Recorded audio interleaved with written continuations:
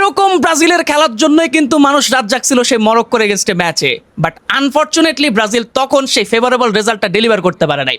কিন্তু আজকে হাইতির এগেনস্টে ফার্স্ট হাফে 3 গোল দেওয়ার পর সকল এক্সপেকটেশন ফুলফিল হয়ে গেছে।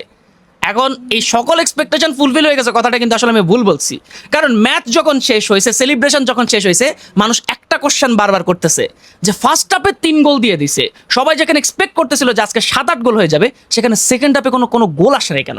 কেন ব্রাজিলের খেলার মাঝখানে আমরা ইন্টেন্সিটি একটু লো হইতে দেখলাম? মানুষ দেখেন ভাই, মানুষ যে স্বভাবগতভাবে একটু লোভী, সেই জিনিসটা কিন্তু আমরা আবার প্রমাণ পেলাম আজকের ম্যাচের পর। প্রত্যেকটা ফুটবল ফ্যানেরই সেম কোশ্চেন। সো আজকে আমরা কথাবার্তা বলবো এটা নিয়ে। কিন্তু ব্রাজিল যখন ফার্স্ট হাফে 3 গোল দিয়ে দিছে, সেই গোলগুলোর পর আমার হামজা ভাইয়ের একটা কথা বারবার মাথায় আসতেছিল।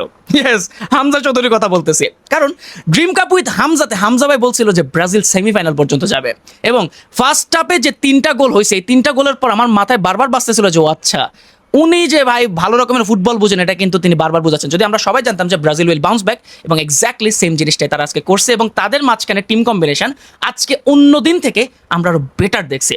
এখন হামজা ভাইয়ের কথা যখন বলতেছি, আপনাদেরকে আরেকটা কথা বলে দিই, সেটা হচ্ছে বিকাশের গেম জোনের মধ্যে কিন্তু হামজা ভার্সেস ওয়ার্ল্ড এই গেমটা অলরেডি রিলিজ হয়ে গেছে। আমি খেলছি সেই একটা গেম, 2D গেম, মজাই লাগছে আমার কাছে। এবং আপনি হামজা 20 এই কোডটা অ্যাপ্লাই করার পর কিন্তু মাত্র 1 টাকায় ওই গেমটা খেলতে পারবেন। সো যান জলদি জলদি হামজা ভার্সেস ওয়ার্ল্ড খেলেন, এবং ড্রিম কাপ উইথ হামজাতে হামজা ভাই আর কি কি বিশ্লেষণ করছে সবকিছু আপনারা চাইলে দেখতে পারেন। এখন দেখেন, প্রত্যেকদিন আমরা কি শুরু করি যে আগে ম্যাচ রিভিউ শুরু থেকে করবো, তারপর শেষের গুলো নিয়ে কথা বলবো। বাট আজকে আমরা সেকেন্ড হাফ নিয়ে শুরুতে কথা বলবো, কারণ ফার্স্ট হাফ নিয়ে আপনি অলরেডি অনেক কথাবার্তা শুরু ফেলছেন। সেকেন্ড হাফ নিয়ে সবার অনেক বেশি আসলে এক্সপেকটেশন ছিল যে ফার্স্ট হাফে এত ভালো ডেলিভার করার পর সেকেন্ড হাফে কেন এরকম খেলা হয়েছে। কিন্তু আপনি যদি একটু ঠান্ডা মাথায় চিন্তা করে দেখেন, সেকেন্ড হাফটা কিন্তু খারাপ হয় নাই। আমরা কিন্তু অ্যাটাক দেখছি, মার্টিনেলি সেই শটটা দেখছি যেটা বারে না লাগলে অসাধারণ একটা গোল হতে পারতো। দেন এন্ড্রিকের ডেবিউ ম্যাচ, ড্রিম ডেবিউ ম্যাচের মতো একটা জিনিস হতে পারতো, কারণ সে গোল দিয়ে দিছে, লাস্টটা অফসাইড হয়ে গেছিল। এছাড়াও আমরা কিন্তু অন্যান্য অ্যাটাকগুলো দেখছিলাম। সো আপনার কাছে ম্যাচটা সেকেন্ড হাফে একটু বোরিং লাগার কারণ হচ্ছে ফার্স্ট হাফে 3-3টা গোল চলে আসছে, এবং আপনি এক্সপেক্ট করছেন যে আজকের ম্যাচে হয়তো 7-8টা গোল চলে আসবে, বাট আনফর্চুনেটলি সেই জিনিসটা আর হয়ে ওঠে নাই। সো আপনার এক্সপেকটেশনটা মিট করতে পারে না, যার কারণে আপনার কাছে বোরিং লাগছে। এছাড়াও আমার কাছে মনে হচ্ছে এই জায়গাতে একটা ট্যাকটিক্যাল রিজনিংও ছিল, যার কারণে কার্লো আনচেলত্তি এটা ইচ্ছা করেই তাদের টিমটাকে একটু লোয়ার ইন্টেন্সিটিতে নিয়ে আসছে। অলরেডি ফার্স্ট হাফে আমরা দেখলাম যে রাফিনা ইনজুর্ড হয়ে গেছে, এবং I am very much worried যে রাফিনার এই ইনজুরিটা কি কোনো সিরিয়াস কোনো ইনজুরি কিনা। কারণ ও যদি ইনজুরিতে পড়ে, শুধুমাত্র ব্রাজিল ফ্যান না, আমরা যারা বার্সেলোনা ফ্যান আছে আমরাও প্রচুর সাফার করব, প্রচুর। কারণ এরকম একটা প্লেয়ার মাঠের মধ্যে থাকাটা কিন্তু ব্লেসিং। এবং আমি দেখতেছি ভাই, এটা আসলে আমি এই জিনিসটা এক্সপ্লেন করতে পারি না, এই জিনিসটা আমি বুঝতে পারি না যে রাফিনা ইনজুর হওয়ার পর অনেক ব্রাজিল ফ্যান কেন তাদেরকে ট্রল করতেছিল, তাকে ট্রল করতেছিল যে ঠিক আছে ভালো হয়েছে, কেমনে ভালো হয়েছে।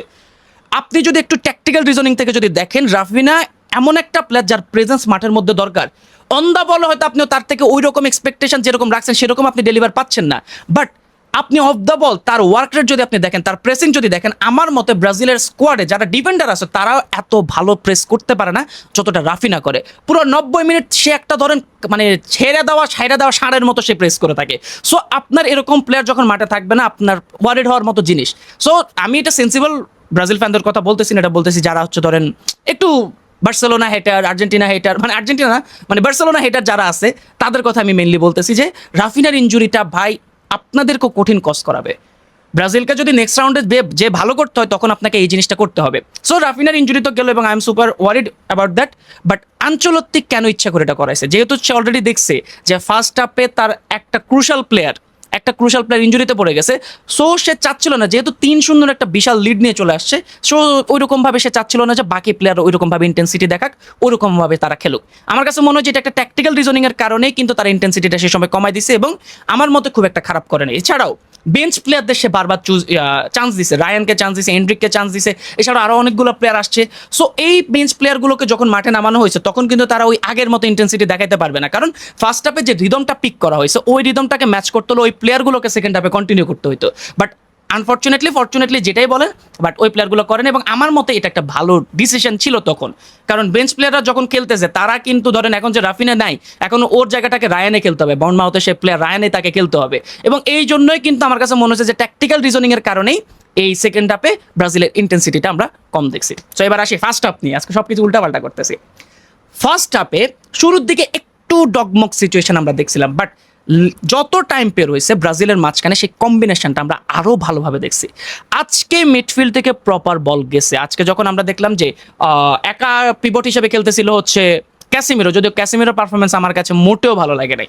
যেরকম ক্যাসিমিরোকে আমি এক্সপেক্ট করতেছিলাম ইউনাইটেডের ম্যাচ দেখার পর, পানামার এগেনস্টে ম্যাচ দেখার পর, বাট আমার কাছে আজকে এবং মরক্কোর এগেনস্টে দুই ম্যাচে আমার কাছে তার পারফরমেন্স মোটে ভালো লাগে না। বাট উল্টা দিকে পাকুয়েতা বলেন, ব্রুনো গুইমারেস বলেন, তারা দুইজন ডেলিভার করার মানে চেষ্টা করতেছিল। যদিও ব্রাজিলের মিডফিল্ডে ক্রিয়েটিভিটি নেই, বাট বল সাপ্লাইটা আজকে বারবার আসতেছিল। ক্রিয়েটিভিটি না থাকলেও বল সাপ্লাইটা আসাটাও কিন্তু অনেক বড় একটা জিনিস, এবং আজকে তাদের যে মিডফিল্ড ছিল সেটা কিন্তু বারবার ওই জিনিসটা করার ট্রাই করতেছিল এবং কিছু কিছু জায়গায় তারা সাকসেসফুল হয়েছে। বাট যে জিনিসটা আমার কাছে সবচেয়ে বেশি ইমপ্রেসিভ লাগছে সেটা হচ্ছে ম্যাথিয়াস কুনিয়া আর ভিনিসিয়াস, এই দুইজনের মাঝখানে যে লিঙ্ক আপ। মরক্কোর এগেনস্টে ম্যাচের পর আমি বলছিলাম যে ভাই এই লাইন আপে কিছুটা চেঞ্জেস আনা উচিত, স্পেশালি ইগর থিয়োগোর জায়গায় ম্যাথিয়াস কুনিয়াকে আনা উচিত। এবং আমি এটা বিশ্বাস করি যে মরক্কোর এগেনস্টে ম্যাচে যদি ইগর থিয়োগোর জায়গায় ম্যাথিয়াস কুনিয়াকে স্টার্ট করানো হতো তাহলে সে আরও বেটার পারফর্ম করতো, এবং মানে মনে হয় যে সে একটা গোলও বের করে আনতে পারতো।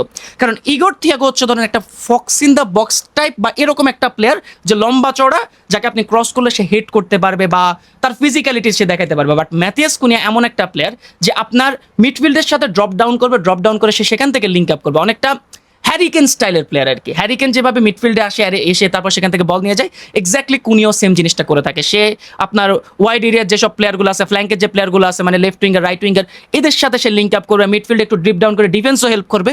সো একজন প্রপার মডার্ন নাম্বার 9-এর মতো সে খেলবে, এবং সে আজকে সেভাবে খেলছে এবং এসে সে তার জাদু দেখায় দিছে। অলরেডি 2 গোল করে দিছে। এখন সো ম্যাথিয়াস কুনিয়াকে কেন রাখা উচিত এবং পরবর্তী ম্যাচগুলো তো কেন তাকে স্টার্ট করানো উচিত সেটা নিয়ে সে আজকে আর কোনো ডাউটে রাখে নাই, এবং আমি সুপার হ্যাপি ম্যাথিয়াস কুনিয়ার এই পারফরমেন্স নিয়ে। এখন আপনারা হয়তো বলতে পারেন যে অনেকে ভাই আপনি আর্জেন্টিনা ফ্যান হয়ে কেন হ্যাপি? আমি ভাই ব্রাজিলকে সাপোর্ট করি কয়েকটা রিজনে। আমি ব্রাজিল জিতলে আমার কোনো সমস্যা নেই, এটা আমি আগে থেকে বলে নিয়েছি।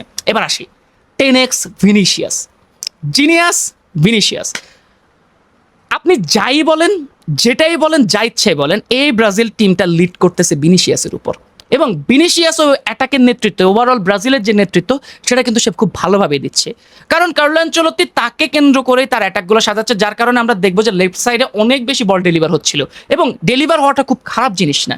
কারণ আপনার কাছে যখন ওই কোয়ালিটির একটা প্লেয়ার আছে যে ড্রিবল ভালো করে, যে ইনসাইড ঢুকে যেতে পারে, যে অ্যাটাকারের সাথে বা স্ট্রাইকারের সাথে সে ভালো লিঙ্ক আপ করতে পারে, তাহলে কেন আপনি ডেলিভার করবেন না? এবং ভিনিসিয়াস এই 2 ম্যাচে প্রপার তার যে দায়িত্ব সেই জিনিসটাকে সে প্রপারভাবে পালন করছে, এবং আজকে আমরা দেখলাম যে গোল করছে, অ্যাসিস্ট করছে, সো অসাধারণ।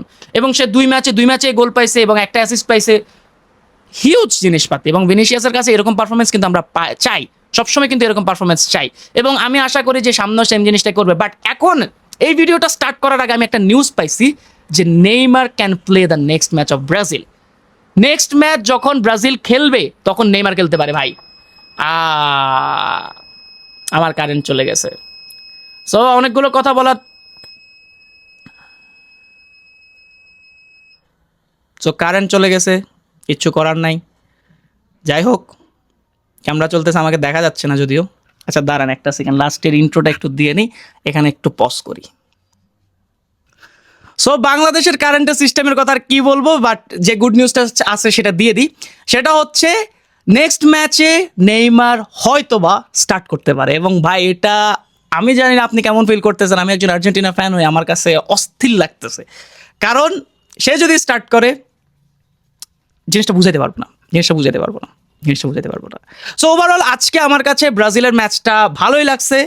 ব্রাজিল তাদের রিদমে ফিরে আসছে, এবং সেকেন্ড হাফ নিয়ে আপনার খুব একটা টেনশন করার কিছু নাই, যেহেতু এখানে অনেকগুলো ইয়ং প্লেয়ার আসছে এবং ইয়ং প্লেয়াররা সুযোগ পাইছে, এবং এখন তাদের সেই সময় যখন তারা নিজেদেরকে প্রুভ করবে। যে বাকি এতগুলো স্টার প্লেয়ারকে রেখে তাদেরকে যখন এই টিমে নেওয়া হয়েছে, অনেকে অনেক কথা বলছে, বাট তারা তাদের সেই কন্ট্রোভার্সি বলেন বা তাদের সেই যে জিনিসগুলো তারা শুনছে, সেই জিনিসগুলোকে তারা ওভারকাম করে কীরকমভাবে খেলে সেটাই কিন্তু আজকে দেখার বিষয়, এখন সামনে দেখার বিষয়। এবং আই হোপ রাফিনা খুব বেশি ইনজুরিতে পড়ে নাই, আমি খুব আশা করবো সে যেন হ্যামস্ট্রিং ইনজুরিতে না পড়ে।